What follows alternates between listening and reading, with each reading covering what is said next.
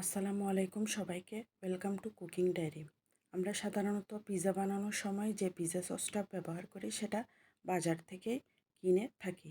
আজকে ঘরোয়া উপায়ে কিভাবে এই সসটা বানানো হয় সেটা দেখাবো। এখানে আমি 3টা বড় সাইজের টমেটো এরকম চারকোনা করে কেটে নিয়েছি। এবার এই টমেটোগুলো হাই ফ্লেমে আমি 7 থেকে 8 মিনিট সিদ্ধ করে নিব।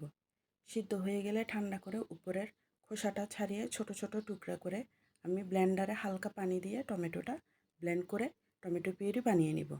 এবার একটা প্যানে 2 টেবিল চামচ তেল দিয়ে তাতে আগে থেকেই চপড করে রাখা পেঁয়াজ ও রসুন দিয়ে এগুলো গোল্ডেন ব্রাউন হওয়া পর্যন্ত নাড়তে থাকবো।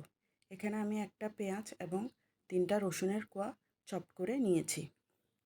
এগুলো প্রায় গোল্ডেন কালার হয়ে আসলে আগে থেকে করে রাখা টমেটো পিউরিটা ঢেলে দিব।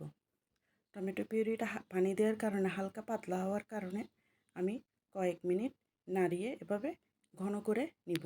ঘন হয়ে এলে তাতে 1 চামচ লবণ, 1 চামচ চিনি, 1 চামচ চিলি ফ্লেক্স ও 1 চামচ অরিগানো এবং 1 চামচ মরিচের গুঁড়া দিয়ে নাড়তে থাকবো।